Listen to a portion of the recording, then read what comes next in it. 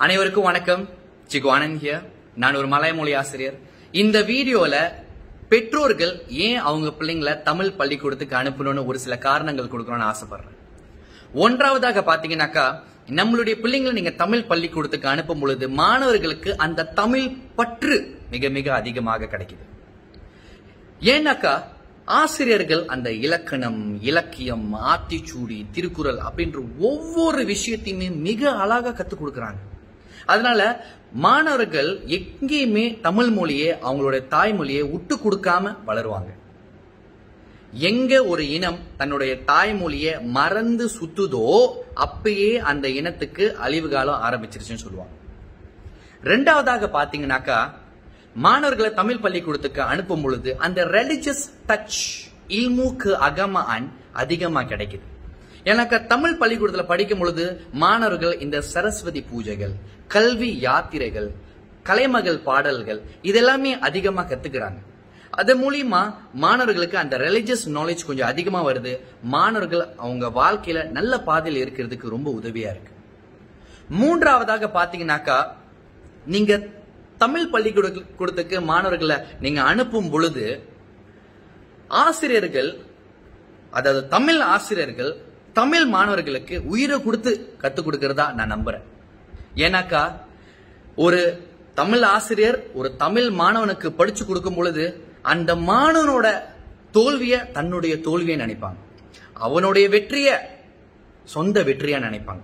அது மூலியமா மாணவர்கள் அவங்களுடைய எக்ஸாம்ஸ்லயும் சரி, வாழ்க்கையிலும் சரி, நல்ல உயர்ந்து வர்றதுக்கு நல்ல வாய்ப்பு.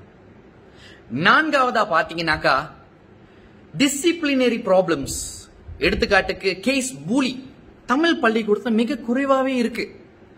ரொம்ப குறைவு நம்ம கேள்விப்படுது. தமிழ் பள்ளிக்கூடத்துல ஒரு 5ஆம் ஆண்டு பையன் 3வது ஆண்டு பையனோட தலையை உடைச்சிட்டான், நாக்காளி போட்டு அடிச்சுட்டான், இந்த மாதிரி கேசஸ் கொஞ்சம் வைரல் ஆகுறது கொஞ்சம் தமிழ் பள்ளிக்கூடத்துல குறைவாவே இருக்கு.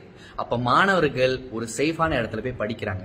ஏன்னா ஒரு தவறு நடக்கும் பொழுது நம்மளோட ஆசிரியர்கள் உரிமையா தண்டிக்கிறாங்க, காயப்படுத்துற நோக்கம் கிடையாது.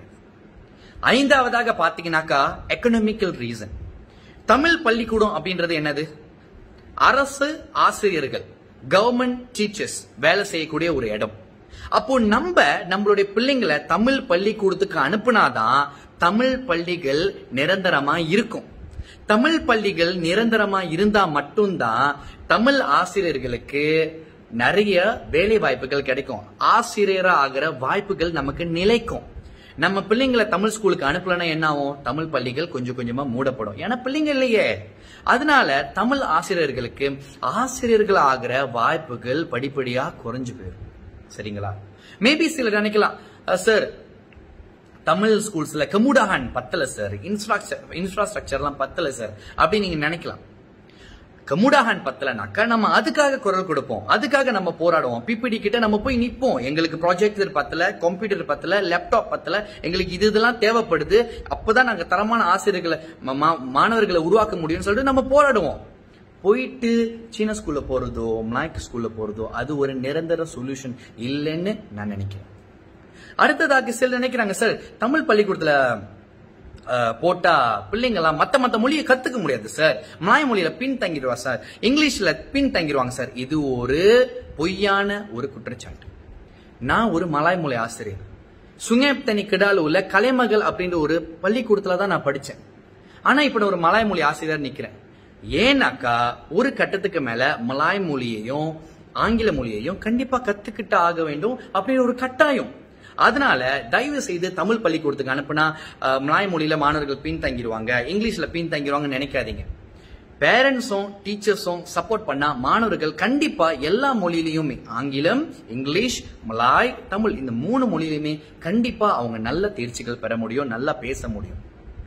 அடுத்ததாக பாத்தீங்கன்னா, ஒரு சிலர் சொல்றாங்க, சார் தமிழ் ஸ்கூல்ல படிச்சா பெரிய பெரிய அச்சீவ்மெண்ட் எல்லாம் கஷ்டம் சார், மலாய் ஸ்கூல்ல படிச்சாதான் சார் முடியும். நீங்க இடப்பட்ட காலத்துல பாத்தீங்கன்னாக்க நிறைய தமிழ் மாணவர்கள் உலக அளவுல உள்ள போட்டிகள்ல போயிட்டு, இந்த அறிவியல் சம்பந்தப்பட்ட போட்டிகள்லாம் போயிட்டு அவார்டு வாங்கிட்டு, மெடல் வாங்கிட்டு, இந்த விருதுகள் எல்லாம் கூட பேசினாங்க. பெரிய விஷயங்க, பெரிய விஷயம். இது ஒரு எடுத்துக்காட்டு. தமிழ் பள்ளிக்கூடத்துல படிச்சாலும் நம்ம மாணவர்கள் உலக அளவுல தேர்ச்சி பெற முடியும், உலக அளவுல அச்சீவ் பண்ண முடியும்ன்றது இது ஒரு நல்ல எடுத்துக்காட்டு. சரிங்களா? தமிழ் பள்ளிக்கூடத்துக்கு நம்ம பிள்ளைங்களை அனுப்புங்க.